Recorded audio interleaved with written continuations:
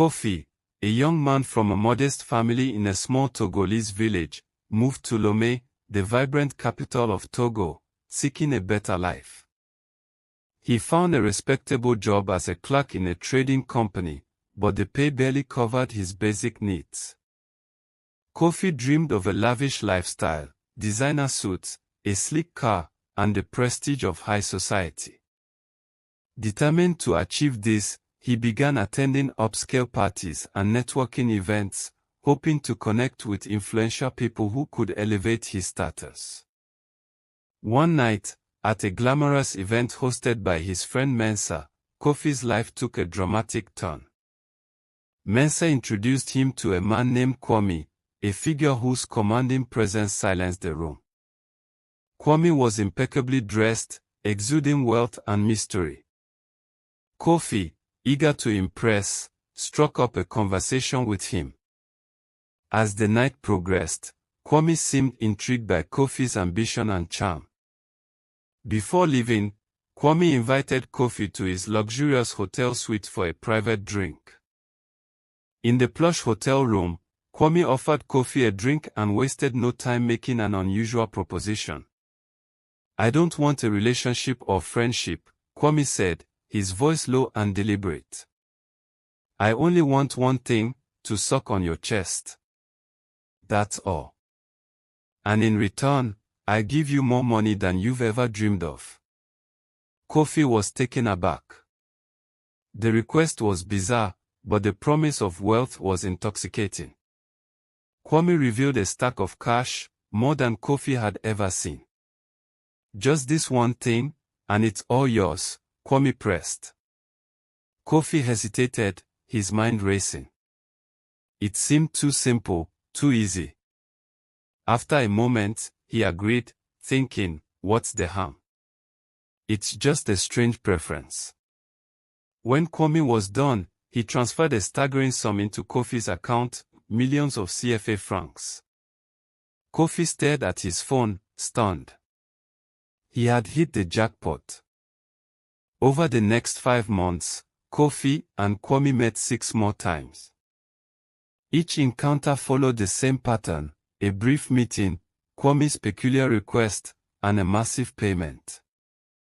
Kofi's bank account swelled beyond his wildest dreams. He bought tailored suits, moved into a sleek apartment in Lomé's upscale district, and dined at the city's finest restaurants.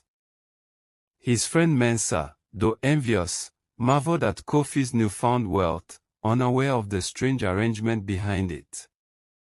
Kwame remained an enigma.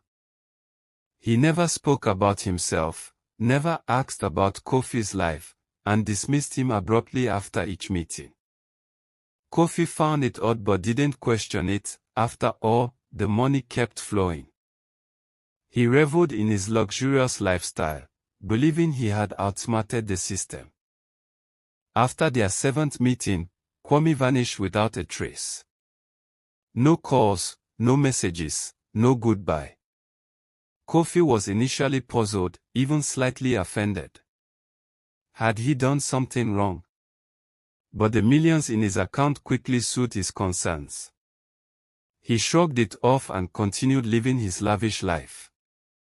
One day, Kofi visited a mutual friend, Omar, who had a young son named Kojo. Normally cheerful, Kojo screamed and cried the moment he saw Kofi, refusing to let him come near. Omar and Kofi were embarrassed, but they dismissed it as a toddler's tantrum. However, the incident lingered in Kofi's mind. Weeks later, Kofi woke with a heavy, burning sensation in his chest. Sharp pain radiated through his back, making it hard to move. Alarmed, he visited a hospital in Lomé. Doctors ran tests but found nothing abnormal. They prescribed painkillers and sent him home. The medication worked briefly, but soon the pain returned, worse than before. Then came the itching, an unbearable, fiery sensation across his chest. Scratching only worsened it, as if hot coals were pressed against his skin. His chest began to swell, becoming heavy and sore. Clothes were unbearable, and even a light touch caused agony. Kofi visited multiple hospitals, but no doctor could diagnose the problem. Creams and ointments only intensified the burning. Mensah, growing concerned, began to suspect a connection to Kwame. Kofi, this started after he disappeared, Mensah said one day, his voice heavy with worry. He was always so secretive. What if this isn't just a coincidence? Kofi frowned, wincing as he adjusted himself. What are you saying? He never hurt me. He just had a thing he liked. And he paid me well for it. Mensah hesitated. But what if he took something from you? Something more than you realized. Desperate, Kofi and Mensah sought out a traditional healer in a nearby village. The healer, an elderly woman named Adzo, listened to Kofi's story with a grave expression. After examining him, she sighed deeply. You have made a covenant with a dark spirit, she said. This man, Kwame, was no ordinary man. Each time you met, he took a piece of your life essence. The wealth you gained came at the cost of your soul. Kofi's heart sank. Is there nothing we can do? Mensah pleaded. Adzo shook her head. This bond is binding. The spirit has taken what it came for. Your time is running out. Kofi returned to Lomé, his condition worsening. His chest grew grotesquely large, the skin red and inflamed, emitting a foul odor. He could barely stand, his spine curving under the weight. The pain was relentless, and Kofi began to regret his choices. He thought of his family, his parents, who had worked tirelessly to give him a good education and a stable home. Why hadn't he been content with what he had? One evening, Kofi's mother noticed a pattern. The pain seemed to ease slightly during prayer sessions at a nearby church, held every Tuesday and Friday night.